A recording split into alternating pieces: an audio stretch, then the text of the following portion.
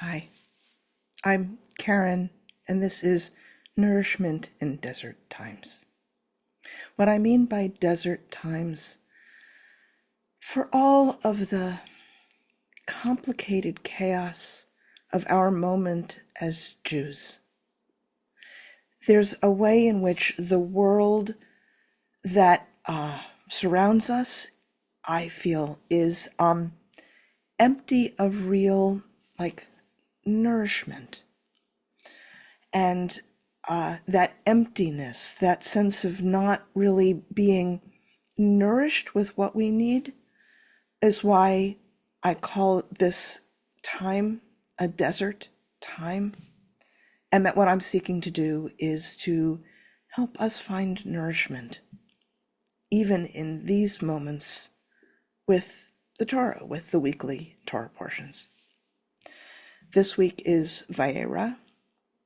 And as I, began reading and began thinking about what I wanted to explore, I was drawn to the story of Hagar. The first Devar that I ever did, lots of years ago, was on the Hagar story. And so a Devar Torah is where in services in front of the whole congregation, you get up and you share your exploration, your digging into the text and what meanings, what thoughts, what reflections, what your response and your kind of, your teaching from that piece of the text is. And this was the first time I'd ever done that. And I found myself really angry at Hagar. And I really remembered that anger at her came back up when I was looking at the text this time. So in particular, Sarah, for reasons that different people have read different things in, says that she says to Abraham, Sarah says to Abraham, you have to cast out Hagar and her son Ishmael. Cast out that slave woman and her son, for the son of that slave shall not share in the inheritance with my son Isaac. The matter distressed Abraham greatly, for it concerned a son of his, but God said to Abraham, do not be distressed over the boy or your slave.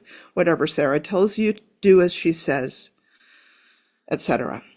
Abraham sends out Hagar and Ishmael with some bread and some water off into the desert. And so here is the part that I found myself, like I said, angry at Hagar.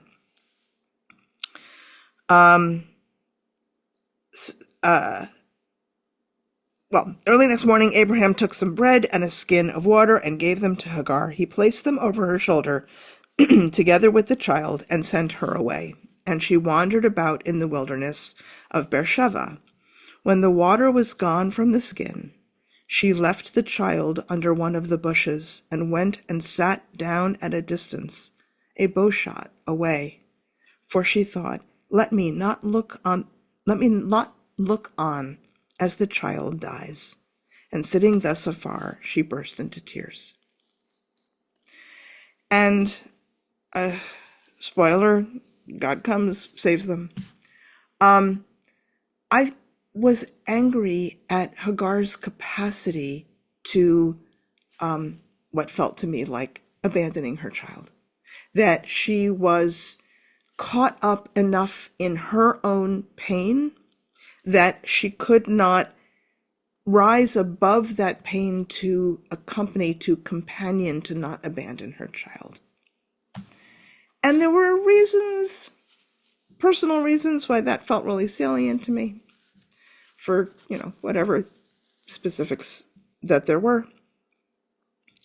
And coming again to this Torah portion and really feeling that again, and then wrestling with that piece of the story, I found myself hopefully a little wiser thinking about projection. the psychology of projection.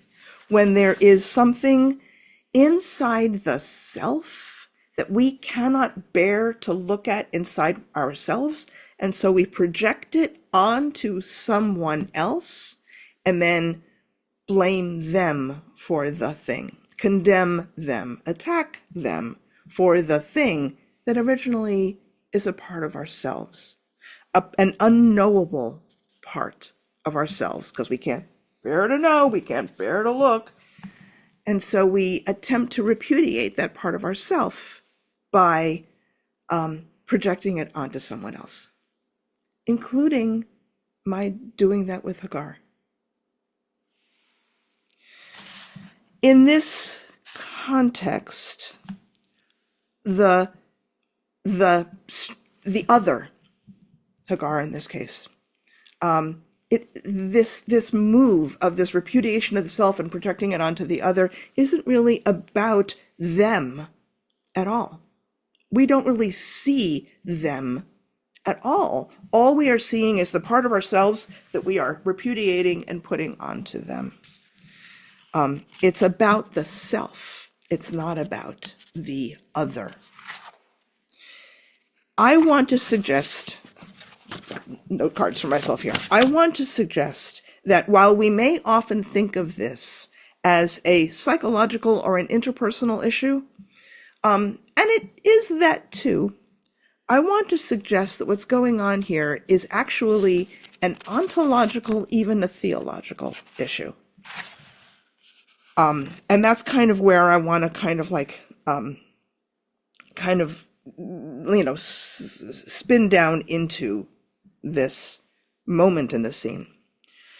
And I want to, in this context, I want to start by looking at Hagar's name. Hagar, Gar. Ger means stranger, alien, other.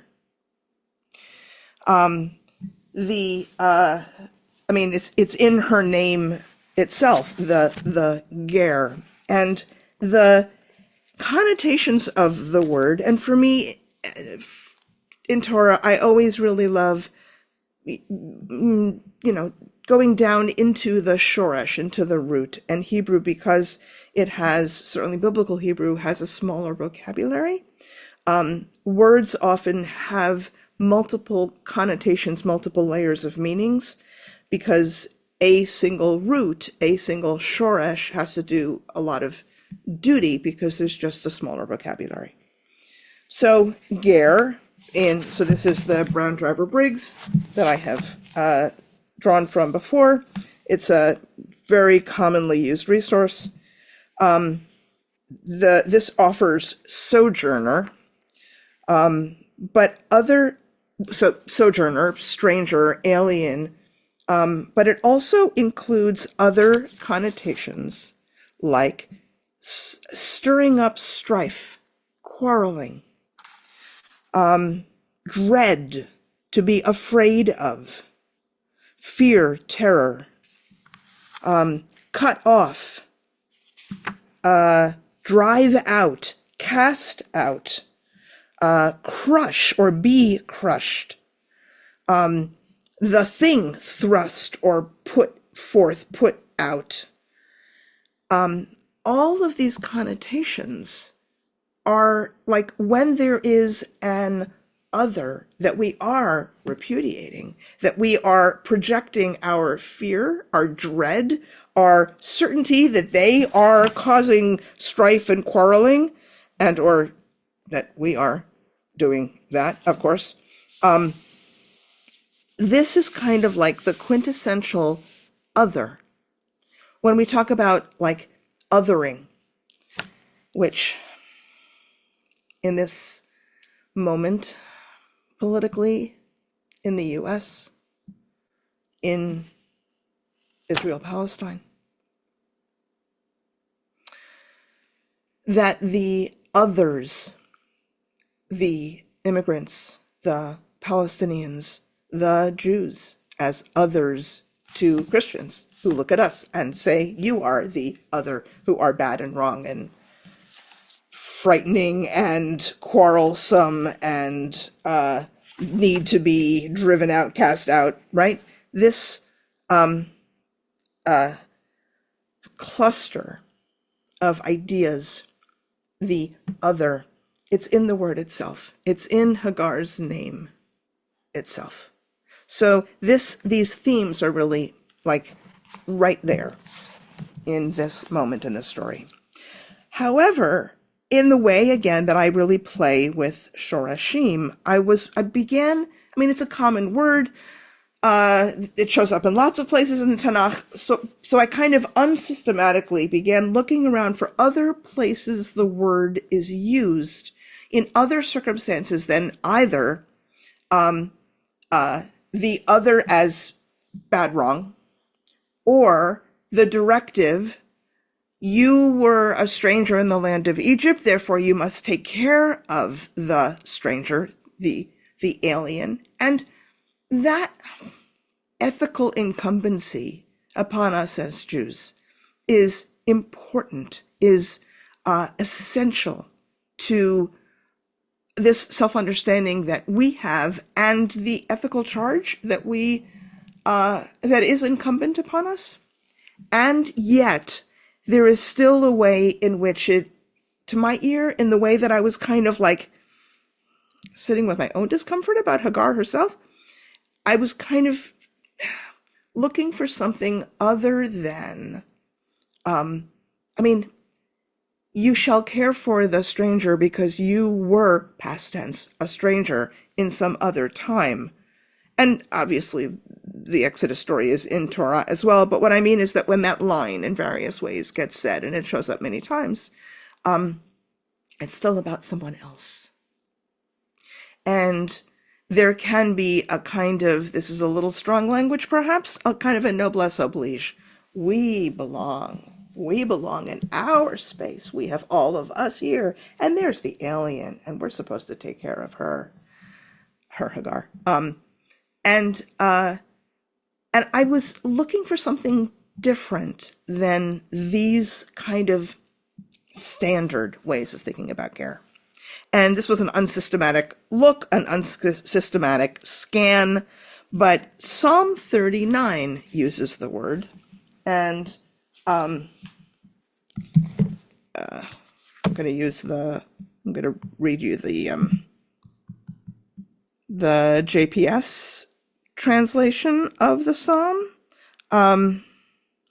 It's actually, am I going to do this now?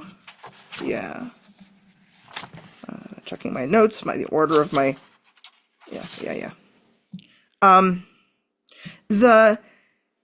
The interpretive context that is kind of canonically understood. So King David is understood to be the psalmist, kind of as a standard thing. Who wrote the Psalms? David wrote the Psalms. I have a little string on my, sorry, I just noticed that in the camera. And the moment in David's life that this is considered to be from is when Avshalom, David's son, raises an army to try to depose his father to take the throne. That's said to be the moment that this psalm is responsive to. I'm going to start kind of a little bit in.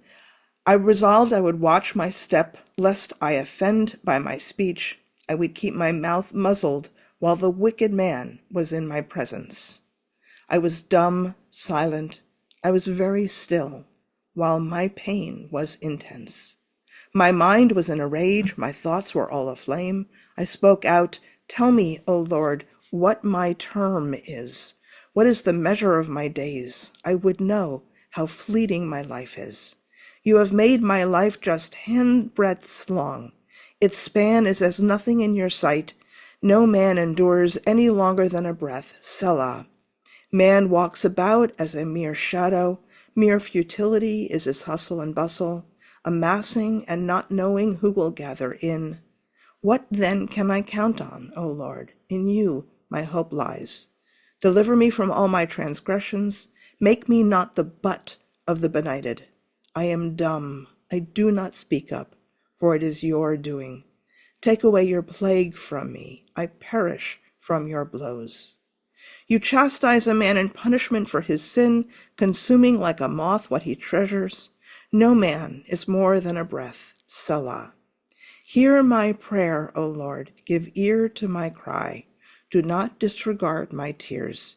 For like all my forebears, I am an alien. There's our word. Resident with you. Look away from me that I may recover before I pass away and am gone. It's first person, where the speaker, the psalmist, is the ger, the alien, and it's in present tense. It's the circumstance of suffering now, not we are in a better state. Oh, those poor people who are not in a better state. It's the anguish of the present moment of being the ger rather than looking at the ger was what was salient to me about this this psalm. And especially, so I'll read again the line, hear my prayer, O Lord, give ear to my cry, do not disregard my tears. For like all my forebears, I am an alien resident with you. And the Koran translation, I also liked, the text is smaller,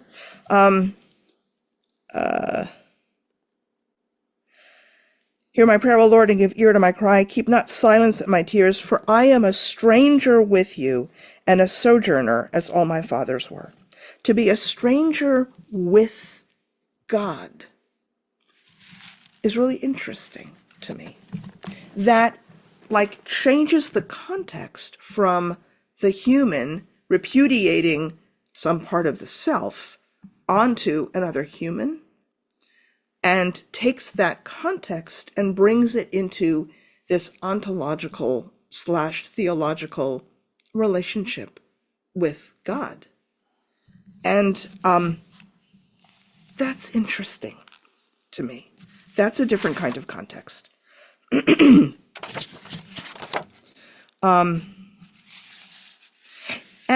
in that regard, I want to suggest that what is going on in these moments of othering, of repudiation, is the unknowability of the self. Like there's some part of the self, as I said a bit ago, where we cannot bear to reflect on ourselves.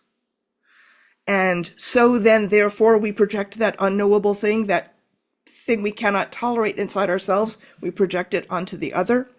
That unknowability of the self is kind of a wilderness, that there is kind of an unknowable wilderness within that the inside of us, like a TARDIS, we're bigger on the inside. There's some quote that I remember running into, I have no idea from where or when, I think in some like psychoanalytic context or depth psychology context, that the self, the self as we understand the self, is like a narrow isthmus between two vast bodies of water, that the world outside the self is impossibly vaster than we could ever apprehend, and the domain, the territory, the wilderness inside the self is similarly vaster and more unknowable, existentially, ontologically unknowable. And that unknowability is a wilderness. The word wilderness is, for me, a really important word, a really important concept, and it's part of what, again, I'm getting at with calling my channel Nourishment in Desert Times, desert, wilderness. Same word in Hebrew, midbar. And I have more to say about this root, this shoresh, and the other things that are a part of it. At some point I will, write something have some explanatory video on some associated website to the channel or something. This is all still new terrain for me. But the root, the shoresh for, sorry, I'm distracted by something in my eye, probably just from rubbing my eye. The shoresh that is the word desert or wilderness also includes a cluster of meanings of word, davar, as in davar Torah, a word of Torah. Davar also means thing. It means speech. It means lead vir, like in the, like the lead vir beitecha is a phrase from the Amidah, like this intimate indwelling place. Beitecha, of your house. It's in the text, in the instance in the Amidah, it's referring to God. This like intimate, private sanctuary, which is also this like unknowable wilderness. So simultaneously alien and wild and perhaps terrifying, and also this intimate place of cherished safety. I love that paradox. Where the things that we speak, the things, the way words define things, things become words, words become things, that the word davar is both the word for word and thing, and bee, like the insect, the buzzing bee, devora, is the same root.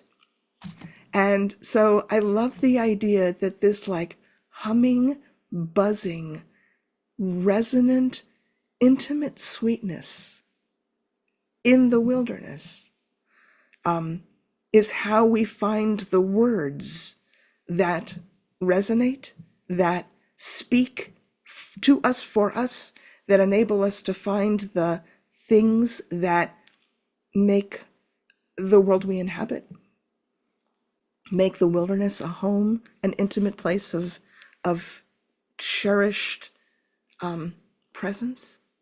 I love, it's like my favorite chorish. So wilderness is an important concept for me, and Hagar is in the wilderness. Abraham sends her out, and she is in the wilderness. She is lost. She is lost in every way she could be. And her lostness is maybe the part that I didn't want to see inside myself. When I was talking about this Parsha with my dear friend and partner in this work, Rabbi Rachel Solomon, she hearkened to an element of Hagar in the wilderness that is important for her, about the fact that Torah is given in the wilderness, and that there is a teaching about why is it that Torah had to be given to us in the wilderness, rather than like, I don't know, a proclamation from a king in the middle of a city where all the people would be. No, Torah had to be given to us in the wilderness. And the kind of classic teaching is that it's because the wilderness is unowned and unownable territory. It belongs to no one. And the Torah is also not ownable. We cannot say, oh, this is mine and you don't get to have it. It's necessarily, there's a necessary kind of democracy to the delivery of Torah, that Torah is everyone's. It cannot be held and not available for others, as if the land, like, this is my land, you can't be here, this is my Torah, you can't be here. The desert, the wilderness, is unownable. And it strikes me then, again, thinking about this political moment, that the ger, the other, is also, in truth, unownable. There are a million attempts by powers of empire to own the ger, to control the ger, the other, to make them contained and controlled and held like, the empire that holds the other, or all of us become other in the face of empire, as a tool of control, as a tool of violence, as a tool of empire. But that if we say that the act of othering, the act of projection, comes from something inside the self, and that it isn't actually about the ger at all, that we don't know anything about the inside of the experience of that other person. We never know what's inside their heart, mind, and soul. And the effort to own them, while we are all as humans subjectable to violence, I don't mean to minimize that. There is also a way in which the ger can never be owned, because the ger is, by the very nature of making them a ger, making them an other, we don't know. The person who is doing the othering never actually know who they are. So we can't actually know them because we don't, we can't actually own them because we don't know who they are. We own a story of our own that we then plant onto them. We own our story. We may pretend we don't. But we're not actually owning who they are, because they're not even on our radar screen. The only thing that's on our radar screen is our own repudiated parts of the self that we can't tolerate.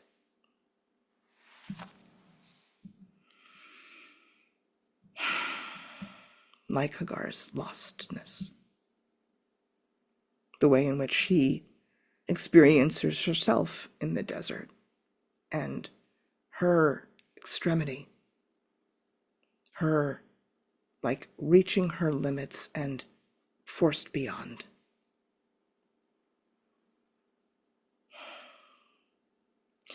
And there's also a way in which she herself is unownable. You could even say that the way in which she is forced out of the family is a kind of again, I'm not meaning to make light of the impact of violence, and she is called throughout this scene a slave. I don't mean to say that that's not material reality that deeply impacts her and other people in her circumstance. But I am saying that the essence of who she is not owned by that story. She ontologically escapes the story because the story has nothing to do with her. It's about Sarah and Sarah's ideas about, her son and Ishmael, and the threat Ishmael presumably is to Isaac.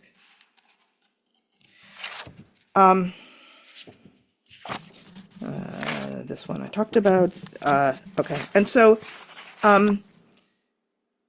then, if this is the scene of othering, as quintessentially understood in this dynamic with Sarah and Abraham and Hagar and Ishmael being sent out, it also did occur to me as I was thinking about this that this projection is often, we are often most blind to it and most subject to it in families. The way in which family members, the more we know someone, the less we sometimes see them. We just see our story of them. And Bereshit, the book of Genesis, is full of stories of families at desperate odds with each other. That these dynamics of projection and othering are sometimes most painful and most raw in families. But again, as I said a bit ago, to say that this dynamic, we don't need to only think about this personally and psychologically and interpersonally, but what might it mean to think about it ontologically and theologically?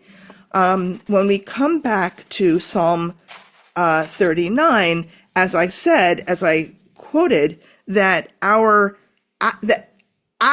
gareness, the psalmist, the speaker, King David's gareness, otheredness, is experienced as being with God. Shema tefilati Adonai v'shavati. This is the line I read before. Ha'azina el dimati al techerash ki ger anochi imach. Ki, for ger, stranger, alien, other, anochi imach. Am I with you? You being God. Toshav kechol avotai, a resident, a sojourner, like all of my fathers, my forebears. And ki ger anochi imach, to be the alien, the other, the one who is not with the other humans, because repudiated, rejected, expulsed, that's subject to expulsion. Expulsed is not a word. But to be in that moment with God, in the suffering with God, as Psalm 39 says. And it changes the context of the othering to a vastly different kind of thing, because the withness is no longer with Sarah repudiating Hagar. It's now David, the psalmist, with God. And it strikes me that then this human tendency to project what is unknowable about the self, because we cannot bear to look at it, we cannot own it as a part of ourselves, something to be responsible in regards to this part of ourself.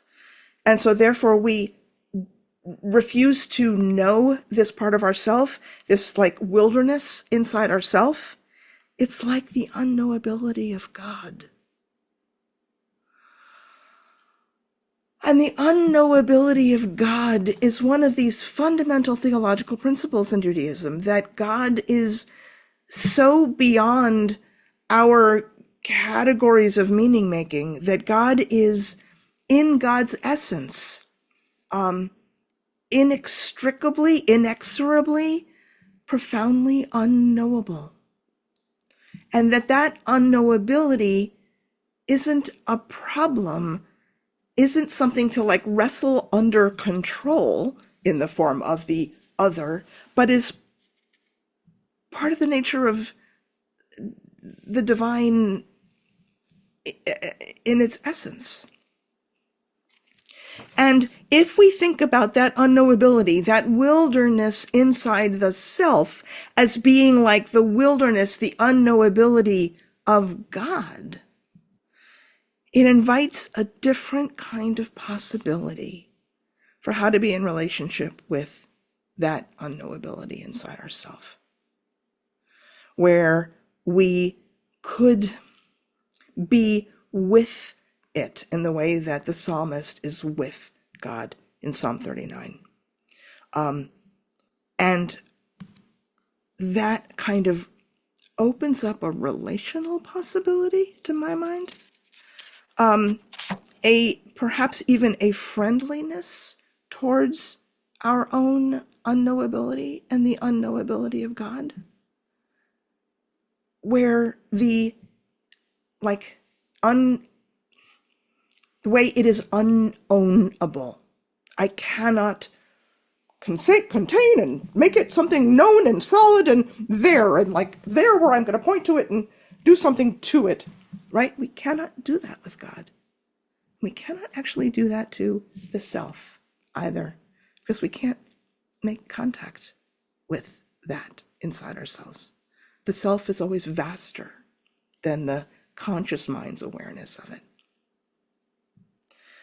And if we can tolerate a little more friendliness towards our own unknowability, that can invite a friendliness towards other humans whom we also don't know, cannot know, and refrain, hopefully, possibly, from doing that act of projection, that act of othering, making them, the other humans, carry the thing about ourselves that we cannot carry.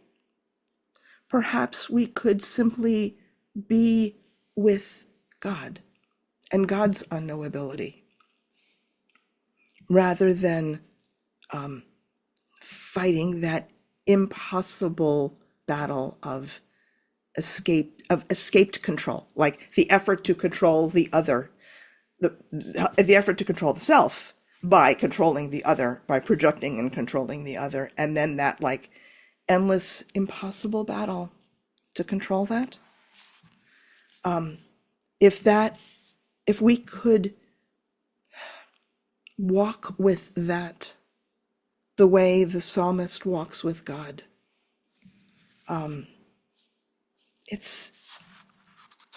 to me, it seems like a radically different possibility for what is it to be in the wilderness, in these desert times, these wilderness times.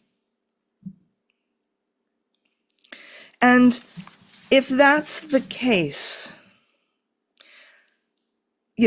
one, might that have changed Hagar's own possibility of response? Or the ways in which I am like Hagar? Might that open up the possibility of not being so afraid of our own pain?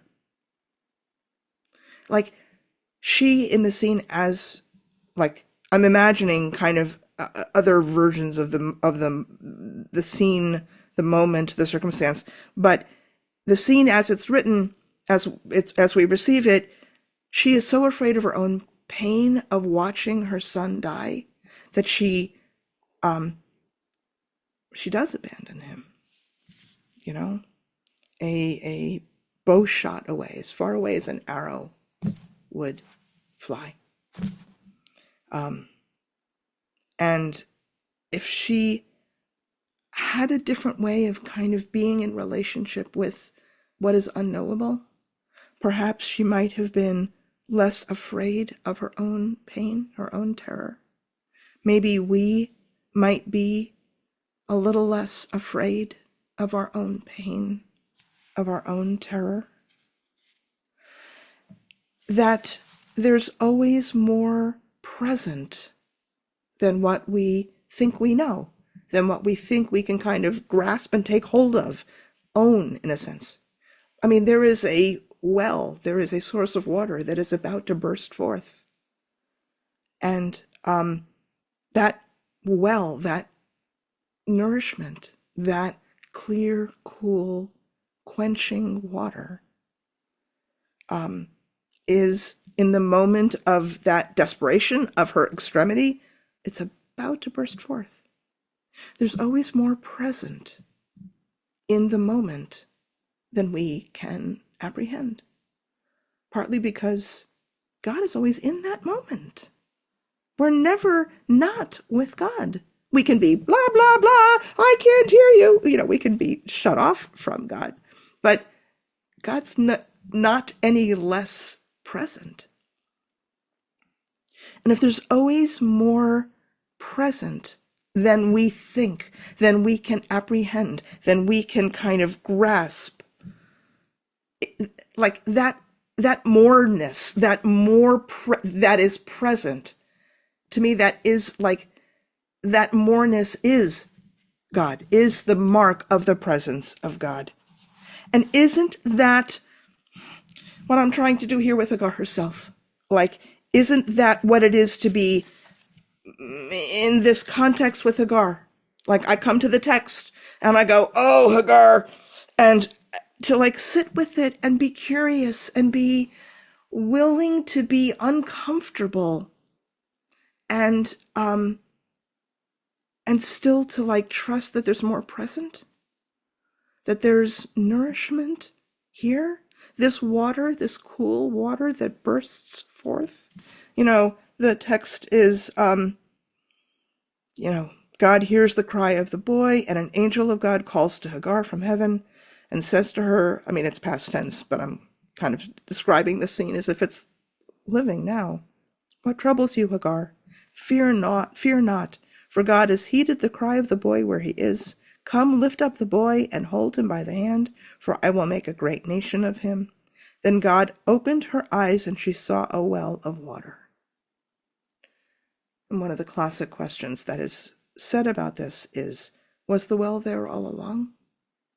And she just couldn't see it? Like, what is present, the nourishment that is available, is always there. And to sit with something uncomfortable, like even just me with the Hagar story, that beyondness, that moreness, like the water, that's part of what I mean about nourishment. When I talk about, nourishment in desert times. And that the text there is continually more in the text. That the text is, this is classic. One of the metaphors, the classic metaphors for how we refer to Torah is that it is water. That the reason why we read Torah on Monday, Thursday, and Saturday is because the Israelites in the desert never went longer than 3 days without water. And so we never go longer than 3 days without Torah. That Torah itself can be nourishment. And to sit with what is uncomfortable in the text and be patient and curious and listening, and that is the nourishment even in desert times that can help sustain us. And so that's my devar about Vayera. And I hope that this has been nourishing to you.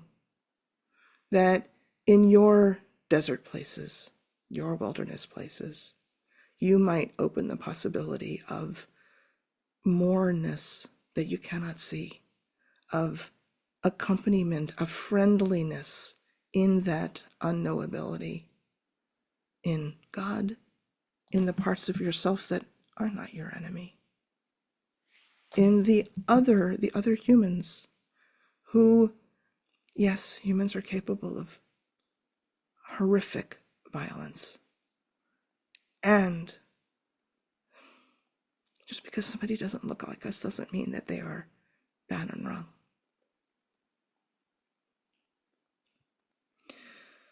And, in that way, I hope that this is nourishing for you, and that in your desert places you are able to find the wells of water that are available to you.